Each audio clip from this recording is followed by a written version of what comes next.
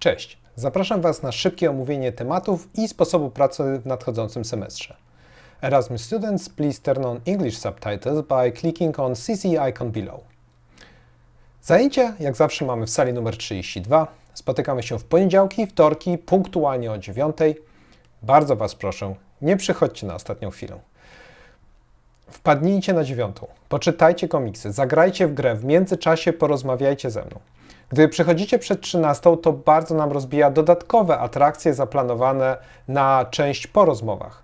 Proszę Was, pilnujcie punktualności i regularności. Szczególnie w tym roku, bo chcę wprowadzić jeden nowy, stały element. Ok, zanim przejdę do tematów, szybko przypomnienie podstaw. Powtarzam to co roku, ale dla nowych osób powtórzę jeszcze raz. Jak wiecie, trzonem mojego programu jest edukacja demokratyczna. To oznacza, że przywracam Wam autonomię dotyczącą treści i metod nauczania. Czyli to Wy wybieracie czego i jakim trybem chcecie się nauczyć.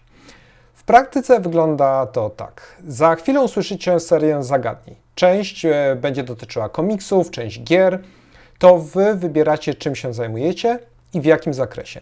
Możecie robić tylko gry, możecie robić tylko komiksy, możecie ze mną ustalić, że chcecie się zająć czymś innym.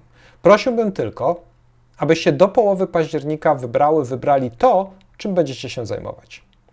Ok, żeby zaliczyć semestr na 5, nie musicie skończyć wybranych przez siebie projektów, ale musicie spełnić 2 inne wymogi. Po pierwsze, musicie ze mną rozmawiać przynajmniej raz w tygodniu. Bez komunikacji nie będę w stanie Wam pomóc w nauce. Wydaje mi się to oczywiste i nie wymaga dalszych wyjaśnień.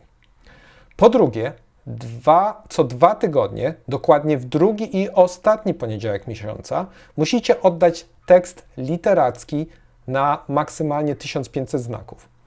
Podkreślam, że ma być to tekst literacki, nie notatka encyklopedyczna albo lista zakupów.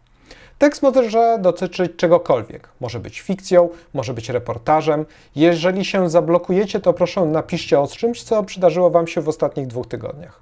Chodzi o to, żeby pisać. Myślenie dzieje się poprzez uzewnętrznienie myśli, poprzez zderzenie koncepcji z ograniczeniami realnego świata. Dlatego pisanie jest myśleniem. Poza tym, jeśli chcecie tworzyć komiksy, powinniście nadrobić umiejętność pisania, bo rysowanie, bądźmy szczerzy, ćwiczycie regularnie od kilku lat, a z pisaniem różnie bywa. Wrzucajcie teksty na Slacka jako link do Google Docsa. Każdy oddany tekst będzie zaznaczony w ogólnodostępnym Google Sheetie, więc będziecie mogli sprawdzić, czy jesteście na bieżąco i tak dalej. Teraz to bardzo ważne.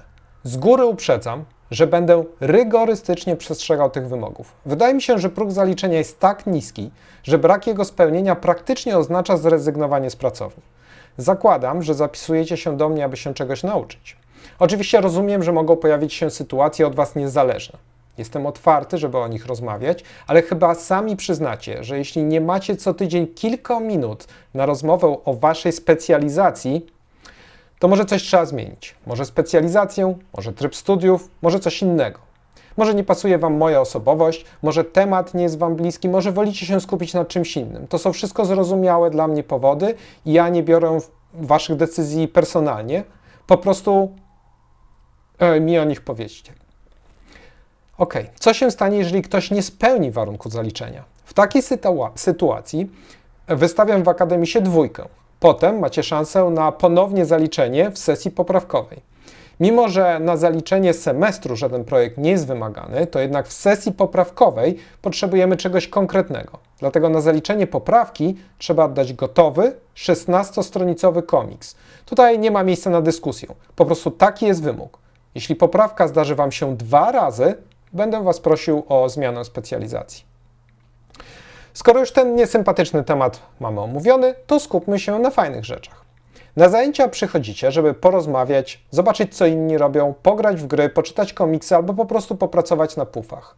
Proszę, wchodźcie do środka pracowni, nie koczujcie na korytarzu, słuchajcie o czym inni rozmawiają. Dużo można nauczyć się po prostu przez osmozę. Rozmowy o projektach domyślnie przeprowadzamy w pracowni, tak by wszyscy mogli z nich korzystać, ale możemy również rozmawiać na korytarzu, jeżeli z różnych powodów nie chcecie mieć widowni. Jednak ważne, żebyśmy rozmawiali twarzą w twarz. Oczywiście, oprócz tego mamy też pracownianego Slacka. Jednak pełni on inne funkcje. Przede wszystkim wrzucam tam bieżące informacje. Czasem napiszę do kogoś bezpośrednią wiadomość. Ale prosiłbym również, że jeżeli coś macie do pokazania na rozmowie, na przykład scenariusz komiksu czy storyboard, to żebyście dzień lub dwa przed korektą wrzucili PDF-a na Slacku do kanału korekty lub w DMC, jeżeli bardzo nie chcecie pokazywać publicznie, ale pokazywanie swoich postępów innym pomaga wszystkim w ogarnięciu tego, co się dzieje w pracowni. Dzięki temu mogę się lepiej przygotować do rozmowy, szczególnie jeżeli mam do przeczytania długi scenariusz albo storyboard, i potem na zajęciach korekty idą zwyczajnie dużo płynniej. Jednak proszę Was, dajcie mi trochę czasu na przeczytanie. Jeżeli zajęcia mamy w poniedziałek, a wrzucicie storyboard do przeczytania w niedzielę o północy, to nie oczekujcie, że zdążę go przeczytać. Bardzo ważne, na Slacku nie robią korekt. Za dużo jest nieporozumień, gdy rozmawiamy o wstępnych projektach na czacie. Dlatego na Slacku wypowiem się tylko w kwestiach technicznych lub przyklepania jakichś omówionych wcześniej aspektów. Oczywiście rzeczy niekorektowe spokojnie możemy omawiać na Slacku. Następnym ważnym elementem zajęć są kręgi. Raz w tygodniu, na zmianę poniedziałek, wtorek, odbędzie się krąg, który zawsze zaczynamy o 10:00. Na kręgach będziemy dyskutować na zagadnienia, które wcześniej przegłosujecie na Slacku. Zazwyczaj podam Wam 3 tematy z różnych kategorii, na które oddacie swoje głosy. Może to być coś dotyczące organizacji pracy, jakichś zagadnień warsztatowych, takich na przykład typowych designowych, albo coś szerszego z branży growej lub komiksowej. Również na kręgach raz w miesiącu będą się odbywać błyskawice, czyli szybkie zadania z bardzo krótkim terminem realizacji. Tematy błyskawic będą ogłaszane kilka dni wcześniej. Chodzi o to, żeby przygotować skończoną propozycję w nie więcej niż kilka godzin. Bez dodatkowych korekt. Wszystkie decyzje należą tylko do Was. Na błyskawicach przynosicie swoje projekty i wspólnie je omawiamy. Będzie to bardziej dyskusja niż moje konkretne uwagi źle, dobrze, tylko raczej zauważenie również różnych problemów projektowych związanych z danym zagadnieniem. Oczywiście błyskawice nie są obowiązkowe.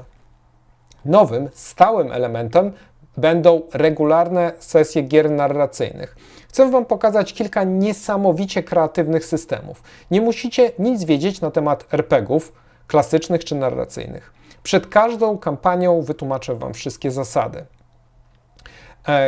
Granie zaczniemy od kampanii Serca, jeden z najciekawszych systemów, jakie czytałem w ostatnich latach. Potem zagramy kampanię Mythic Bastionland, Morgborg, Ultraviolet Grasslands. Po drodze może jeszcze rozegramy one-shoty Mothership. Ponieważ każda kampania wymaga od 3 do 6 sesji, to musimy sobie wyznaczyć regularny czas na granie. Dlatego 2 razy w miesiącu, we wtorki, będziemy kończyć korekty o 11:00, a potem będziemy grać w RPG. Oczywiście osoby, które akurat nie grają, mogą przysłuchiwać się sesji, nie ma tu żadnego problemu. Mogą też czytać komiksy, czy grać w tym czasie w planszówki. Po prostu te dni po 11:00 nie będę robił korekt, czyli od 9:00 do 11:00 mamy to okno. I tak jak przypominam, to będzie 2 razy w miesiącu. Na każdą kampanię będą wcześniej zapisy. Jeżeli dużo osób będzie chciało zagrać, to zwiększymy częstotliwość sesji. Jeżeli nie będzie chętnych, to też sesji będzie mniej. Oczywiście tutaj nie chodzi o samo granie, tylko, chociaż granie też będzie super, mam nadzieję, tylko o pokazanie Wam niesamowicie interesującej niszy, która ma niezwykły potencjał, szczególnie w ostatnich latach. Na początku i na końcu każdej kampanii będę Wam pokazywał materiały wydane do danego systemu i omawiał ich opracowanie graficzne i inne rozwiązania projektowe. Wydaje mi się, że samo przejrzenie podręczników, jak to robiliśmy w poprzednich latach, może nie do końca Wam daje poczucie, jak ogromny potencjał jest w tej chwili, w tej przestrzeni. Ponadto sesje będą połączone w tym roku, w tym semestrze z growymi zadaniami. Na koniec części organizacyjnej przypominam, że swoją działalność pracowni konsultują na comiesięcznej superwizji psychologicznej. Konkretne sytuacje zaistniałe w pracowni są omawiane z zachowaniem Waszej całkowitej anonimowości. Dzięki konsultacjom sprawdzam, czy moje decyzje i wypowiedzi Wam nie szkodzą, czy nie przegapiam niepokojących sygnałów i czy mógłbym lepiej rozwiązać codzienne sytuacje i problemy. Ok, Zatem, jakie mamy tematy? Zacznijmy od komiksu. Jak co roku można zrobić komiks do pracownianej antologii, którą później wydajemy w takim mikronakładzie. Format pozostaje bez zmian, czyli 168 na 260 mm. Marginesy też takie same jak zawsze, czyli 10 mm z góry i od zewnątrz i 14 mm z dołu i od środka. Podobnie jak w zeszłym roku robimy antologię w kolorze. I przypominam, że kolor ma mieć znaczenie. Nie ma być jakby tylko dekoracją. Ponieważ kolor w druku jest dużo droższy niż komiks czarno-biały, niż czarno-białe strony, to nakładam ograniczenie dokładnie 4 stron. Nie więcej, nie mniej. Pojedyncza historia ma mieć dokładnie 4 strony. Temat na pierwszy semestr to upadek. Ponieważ są to 4 strony, to proszę zamknijcie ten projekt przed końcem listopada. Przypominam, zaczynamy od pomysłu, później storyboardu i gdy wszystko działa, dopiero rysujemy całość. Chcę, żebyście na tych 4 stronach przerobili pełen workflow pracy, który przyda Wam się przy dłuższych historiach. Oprócz tego osoby, które zrobiły ze mną już przynajmniej jeden komiks do antologii, mogą zająć się tworzeniem dłuższego komiksu. Temat i forma dowolne i do obgadania indywidualnie. I na koniec jedno zadanie, takie dziwne, bo jednoosobowe i warsztatowe. Jak zawsze ktoś musi złożyć w InDesignie antologię z zeszłego roku. Przypominam, że jak nikt tego nie zrobi, to tej antologii nie wydamy. Bardzo Wam polecam to ćwiczenie, bo nie zajmie ono dużo czasu, a nauczycie się wszystkich podstaw InDesigna. Będzie to świetne, praktycznie wykorzystanie warsztatowych umiejętności i takie zebranie do kupy wszystkiego,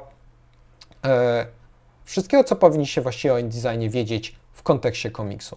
Na koniec sekcji komiksowej zapowiem, że jak co roku, jeśli będziemy mieli co pokazać, odwiedzi nas Szymon Holzman z Kultury Gniewu. Będzie czytał Wasze komiksy i coś o nich opowie. Oczywiście dostanie je 2 tygodnie wcześniej i później nie będzie czytał na spotkaniu. To już taka nasza mała pracowniana tradycja. Co prawda Szymon wydał już sporo pracownianych dyplomów, ale podkreślam, że jego wizyta nie jest castingiem wydawniczym. Pokazujecie swoje prace, żeby nauczyć się, co możecie robić lepiej, a nie po to, żeby sprzedać to, co już zrobiłyście lub zrobiliście. Ok, przejdźmy do gier. Mam dla Was szeroki wybór zadań. Chciałbym trochę ożywić Wasz zapał i pokazać, że wymyślanie mechaniki nie musi być tak straszliwie trudne, jak to się na początku wydaje. Jednak w tym roku chciałbym zacząć od czegoś prostszego i czysto graficznego. W ostatnich latach wiele osób utknęło na wymyślaniu mechaniki i zraziło się do dalszej pracy nad grami. Na razie nie porzucamy tworzenia mechaniki, ale zdecydowałem, że potrzebujemy łagodniejszego wejścia w temat. Dlatego pierwsze zagadnienie to projekt postaci. Wybierzcie dowolną postać z sesji, która się odbędzie w pracowni i zróbcie do niej pełny projekt. Możecie wybrać postać jednej z grających osób lub postać niezależną prowadzoną przez DM-a, czyli przeze mnie. Możecie brać udział w sesji lub się tylko jej przysłuchiwać, nie ma znaczenia. Drugi temat to stworzenie zina do jednego z systemów. Pokażę Wam ziny do Morgborg, do Mothership. Ta forma daje ogromne pole do zarówno graficznego, jak i literackiego popisu. Możecie wymyślić własną przygodę albo zin, na przykład o potrawach, które można zjeść w mieście poniżej iglicy. A może ktoś chce stworzyć tabelki z negatywnymi konsekwencjami zrzucania czarów. Na przykład mój ulubiony przykład z Morgborg to wypadają Ci zęby, a w ich miejsce wyrastają paznokcie. Mniam. Jeśli chodzi o wystawę końcoworoczną, to znowu zrobimy głosowanie. To Wasza wystawa, więc to Wy wybierzecie, czy chcecie w niej brać udział, czy nie. Pamiętajcie, że są to tylko moje sugestie. Wszystko, co do tej pory powiedziałem, jeśli chodzi o tematy. Takie zaczyny Waszej kreatywności. Jestem otwarty na Wasze pomysły. Powiedzcie, czego chcecie się nauczyć, jakie sobie wyznaczacie cele i wspólnie ustalimy, jak możemy je osiągnąć. Najważniejsze, abyśmy często i otwarcie rozmawiali. To jest dla mnie bardzo ważne. To tyle. Do zobaczenia na zajęciach.